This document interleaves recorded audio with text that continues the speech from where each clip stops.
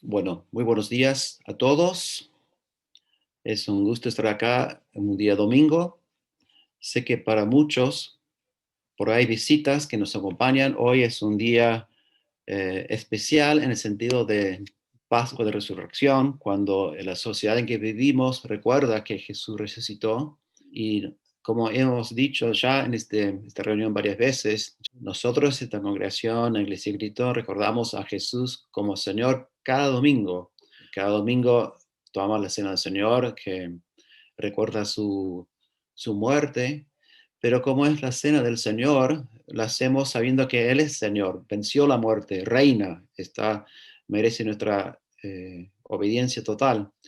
Entonces quería pasar o repasar un versículo. Por tanto, de la manera que recibieron a Cristo Jesús el Señor, así anden en Él, firmemente arraigados y dedicados en Él y confirmados en su fe, tal como fueron instruidos, rebosando de gratitud.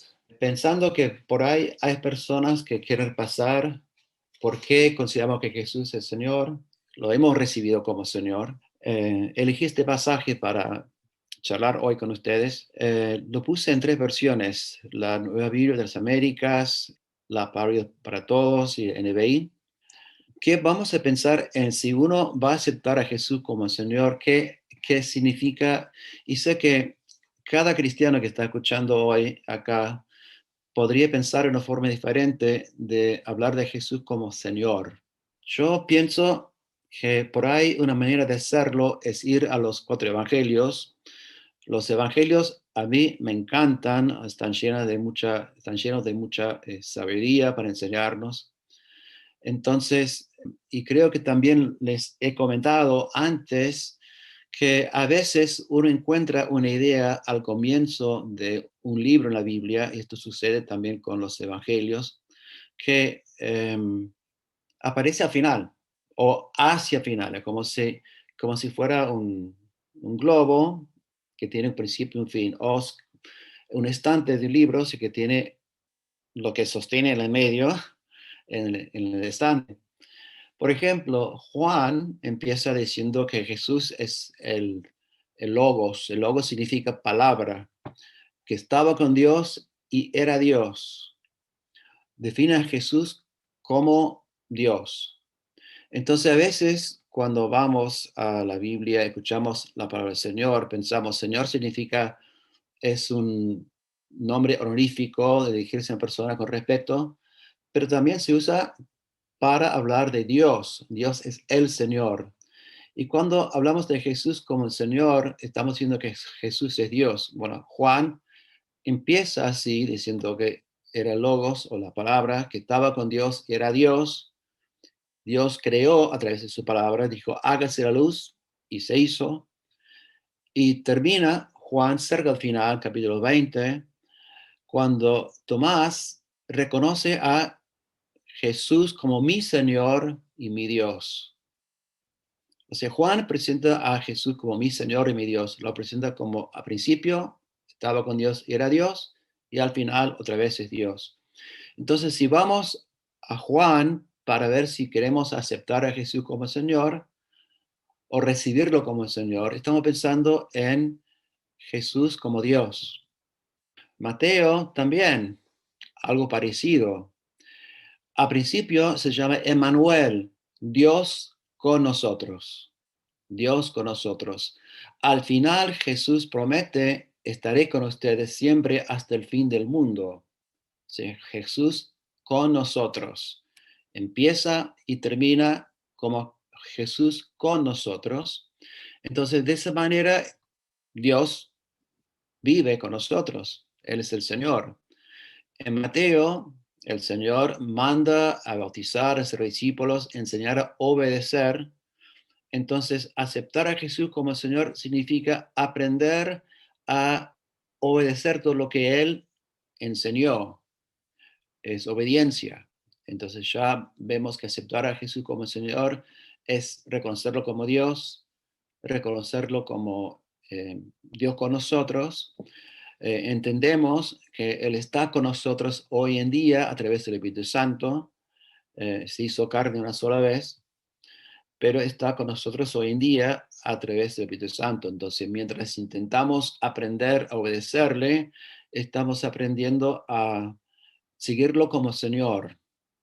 Entonces, voy a llegar a Lucas, que también, Lucas, personalmente no encontré algo que es exactamente así en Lucas, como Mateo y Juan, en cuanto a Jesús, pero sí en Lucas vemos a Jesús concebido por el Espíritu Santo, y al final los apóstoles tienen que esperar hasta que venga el Espíritu Santo para enseñar. Y después hay un segundo tomo de Lucas, que son los Hechos, que va a enseñar cómo el Espíritu Santo lleva el mensaje del cristianismo a las naciones. Y nos queda Marcos, y para Marcos vamos a hacer un trabajo, no sé si leyeron hoy o ayer cuando llegó el mensaje de hoy tenemos esta prédica. Vamos a ir a Marcos 1, 10. Si tienen sus Biblias ahí al lado, pueden buscarlo. En esos días Jesús llegó desde Nazaret de Galilea y Juan le bautizó en el río Jordán. Tan pronto como Jesús salió del agua, vio que el cielo se rasgaba y que el Espíritu Santo bajaba sobre él como una paloma. Entonces vino una voz del cielo que decía: este es mi Hijo amado, con quien estoy muy contento. Hay una palabrita acá que vamos a estar haciendo un trabajito hoy, que es: el cielo se rasgaba. Cuando Jesús sale cuando él sale del agua, el cielo se rasgaba, dice acá. Busqué este versículo en más de 20 versiones de la Biblia y hay dos que dicen que vio al cielo que se rasgaba, que traduce un verbo que es schizo en griego. Tenemos en castellano la palabra esquizofrenia. Entonces le pregunté a una hermana que es psicóloga, ¿qué significa esquizo en esquizofrenia? Me dijo que es justamente una mente como fracturada. Y si lo buscas en un diccionario en griego, dice así: separado, rasgado, rasgar, esquizo. Entonces, llego a la conclusión de que, bueno, aparentemente lo que Jesús veía era el cielo que se rasgaba, se rasgaba.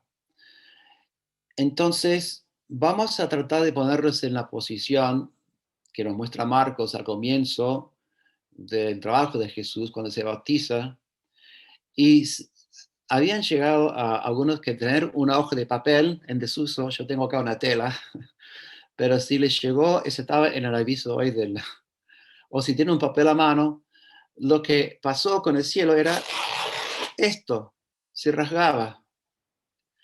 Entonces, pero va a seguir diciendo, si sigue diciendo Marcos, va a decir que el Espíritu Santo llevó a Jesús al desierto. Otra vez acá hay un término en griego que es exbalo. Exbalo es expulsar. Se usa en los evangelios para hablar de expulsar demonios, echar fuera. Si leemos en Lucas, si leemos en Mateo, el Espíritu Santo llevó a Jesús al desierto. Está perfectamente traducido bien ahí. Pero en Marcos es como si se evitara la idea de que el Espíritu Santo lo empuja al desierto.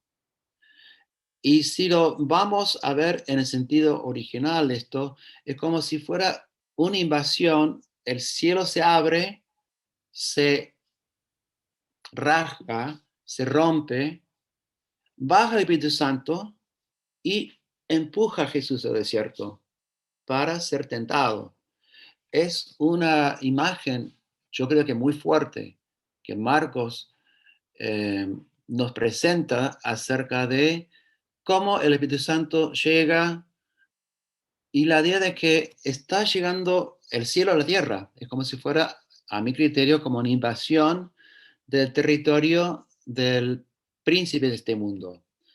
Inclusive Marco vamos a ver mucho que va a enfrentar Jesús mucho a Satanás y a sus legiones acá en la tierra.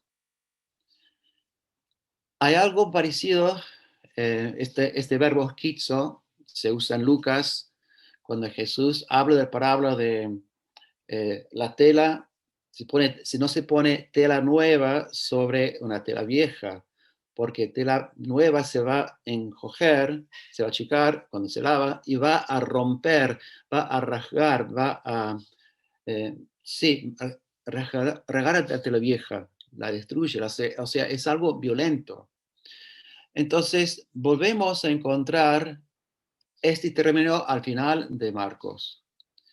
¿Sabe en dónde? Cuando Jesús se muere en la cruz, el templo del velo se raja. Se raja. A ver dónde está mi puntito. Ah, no lo puedo hacer. Ahí está. Esto pasa con el pelo, con la cortina del templo. Se vuelve a rasgar. Entonces es como, ¿qué representa eso? El templo representaba la presencia de Dios, el lugar santísimo en el templo, donde el sumo sacerdote podía entrar una vez por año, justamente en el Día de Perdón, que es Rosh Kippur acá en la Argentina, se celebra todavía entre la comunidad judía, y lograba el perdón de los pecados para el pueblo. Pero si vemos a Marcos en ese sentido, estamos viendo que gracias a lo que Jesús hace, gracias a que muere en la cruz, gracias a que sus pecados van a cubrir los pecados de los seres humanos, el camino al lugar santo queda abierto. La presencia de Dios queda abierto. En Hebreos dice, Hebreos 10, hermanos, ahora podemos entrar con toda libertad en el santuario gracias a la sangre de Jesús, siguiendo el nuevo camino de vida que Él nos abrió a través del velo, si el velo es la cortina, a través de su propio cuerpo. O sea, lo que pasó en ese fin de semana de Pascua, hace 2000 años, era que el camino de Dios se abrió para todos que confiamos en Jesús como Señor. Entonces, cuando pensamos en Jesús como Señor, pensamos en alguien que Dios unge a través del Espíritu Santo. El Espíritu Santo lo va a echar al desierto, lo va a guiar en el desierto, lo va a guiar en su vida, y cuando Él muere crucificado, ha cumplido totalmente con la justicia de Dios para los seres humanos. Y la cortina del templo que separaba a Dios de los hombres se abrió. Tenemos camino abierto para llegar a Jesús, para llegar a Dios. Entonces, si aceptamos a Jesús como Señor, si miramos Juan, Él es Dios. Si miramos Mateo, Él está siempre con nosotros hasta el fin del mundo, a través de su Espíritu. Si pensamos en Marcos, estamos viendo que Él, el Padre, que dice, este es mi Hijo en quien estoy complacido, dice el bautismo, lo está enviando, el Espíritu Santo está presente también, y lo que separaba el cielo de la tierra se rasgaba. Y al final, lo que separaba al hombre de la presencia de Dios, que es aparente la cortina, también se rasga, desaparece.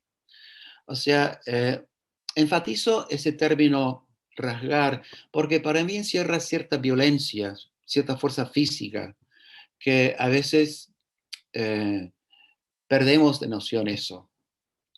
Bueno, vamos a volver a mirar este pasaje en Colosenses 2, 6 y 7. De la manera que recibieron a Cristo Jesús el Señor, así anden en Él. Ahora, esta frase en Él, que también es una cosa que por ahí, cuando estudien griego, van a saber que hay dos escritores del Nuevo Testamento. Uno es Pablo, que escribió Colosenses, y el otro es Juan, que usan en delante de una persona para hablar de una relación. Así anden en Él. Entonces, ¿qué significa andar en relación con Jesús como Señor? Sería vivir conscientemente de lo que significa que Él sea Señor. Que todo este proceso de llegar al mundo de Jesús, toda esta obra del Espíritu Santo para traerlo, el hecho que está con nosotros siempre hasta el fin del mundo, andar con Él como Señor significa obediencia, fundamentalmente obediencia. Pero también significa otras cosas. Quiero que empecemos en la vida de Jesús cuando habla de quién es Él. Pedro lo reconoce como Mesías. Después, cuando Jesús habla de su muerte, esa muerte que abrió el camino al cielo, y de su resurrección, y Jesús dice, cualquiera que me niega frente a los hombres será negado frente a los ángeles que están en el cielo. Cualquiera se avergüenza también ante los hombres, yo me avergonzaré delante de los de Padre y los santos ángeles. Cuando seguimos leyendo el Evangelio, en Marcos y Lucas sobre todo, es muy fuerte, Pedro niega a Jesús, rotundamente lo niega.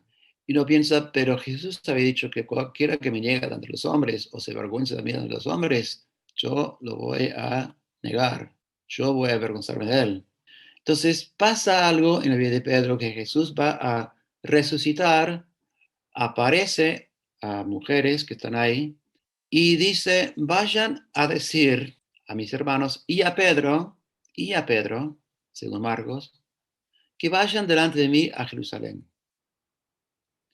O sea, lo que sucede con decir, digan a Pedro que voy a estar ahí, es que lo restituye, lo va a perdonar, le va a preguntar 3 veces, ¿me amás? Y él dice, sí. Y le va a decir que cómo va a sufrir por su causa, por el Señor. Entonces, cuando pensamos en Jesús como un Señor, no pensemos solamente en Él como hay que obedecerle, pero como el que perdona cualquier cosa, perdona tus pecados, te ama. Entonces, cuando pensamos en el caso de Pedro, que tuvo sus altibajos en la vida, aparentemente terminó bien, pero tuvo sus altibajos en la vida cristiana, entonces pensamos que igual él amaba a Jesús como Señor y aprendió a obedecerlo, pero que creo que sin saber que Jesús realmente lo amaba, no iba a poder seguirlo como Señor.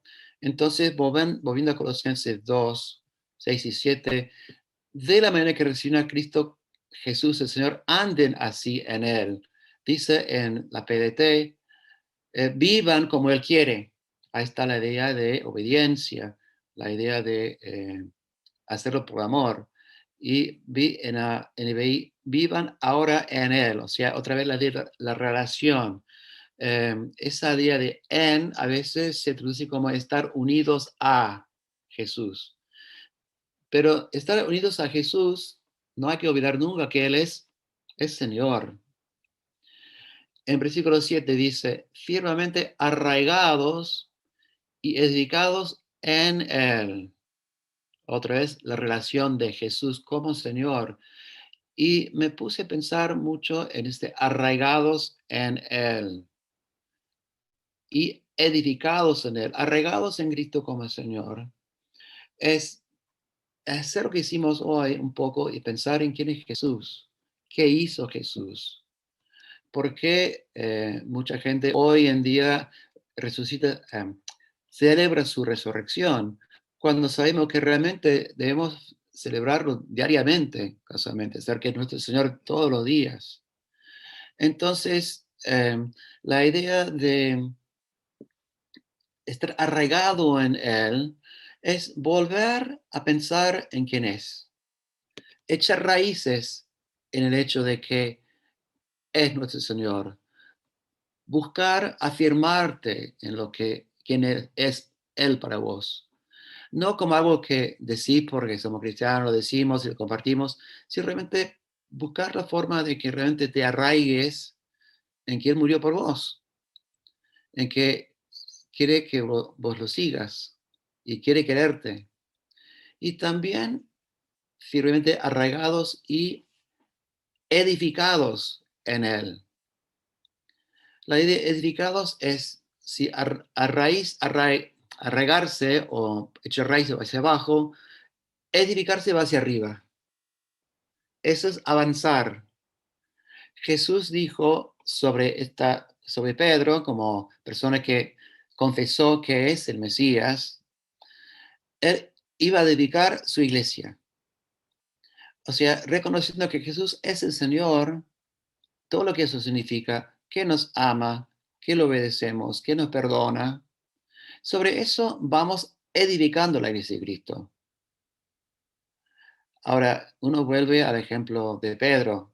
O sea, yo creo que en el Sermón del Monte, cuando Jesús usa el verbo edificar otra vez, que el hombre sabio edifica sobre la roca, y la roca es en el Sermón del Monte el que reconoce que Jesús tiene autoridad, que reconoce que es el Cristo, el Hijo de Dios. Porque ese sermón termina que la gente se admiraba de su autoridad, porque no enseñaba como los escribas, enseñaba con autoridad, enseñaba como hijo de Dios. Entonces, la persona que edifica su casa sobre esa roca de que Jesús es el Hijo de Dios, está edificando que Jesús edifique su iglesia. Pero ¿qué hace Pedro? En ese sentido sería una de las rocas, digamos, de la iglesia. Pero a regón seguido se opone a Jesús y ya es el hombre necio. Está edificando sobre la arena, no está escuchando a la autoridad de Jesús en el sermón del monte, no está para obedecerlo, se está oponiendo. Cuando nosotros estamos en esa posición, Jesús no va a edificar su iglesia sobre nosotros.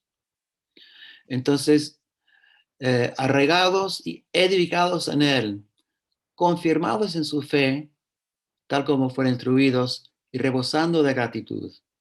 Solo tres verbos al final de este versículo. Y creo que lo que estoy intentando hacer un poco hoy con la prédica, con la enseñanza, es confirmar a lo demás, todos nosotros en la fe en Jesús como Hijo de Dios, como Señor. Como todos fuimos instruidos, o sea, todos hemos escuchado eso cuando somos cristianos, pero reafirmarlo, es lo que hacemos cuando nos reunimos, reafirmamos nuestra fe, lo reconfirmamos y nos lleva a dar gracias. Espero que este mensaje los esté llevando a dar gracias y si nos visitan, espero que piensen realmente en aceptar a Jesús como Señor. La forma en que lo aceptamos como Señor es saber que así como Él murió y resucitó para salvarnos, nosotros nos arrepentimos de los pecados, morimos en el bautismo, o sea, inmersión en agua, donde nos transportamos en el tiempo a la sepultura de Jesús. Y resucitamos con Él como nuestro Señor. Empezamos a andar con Él como Señor a partir de ese momento.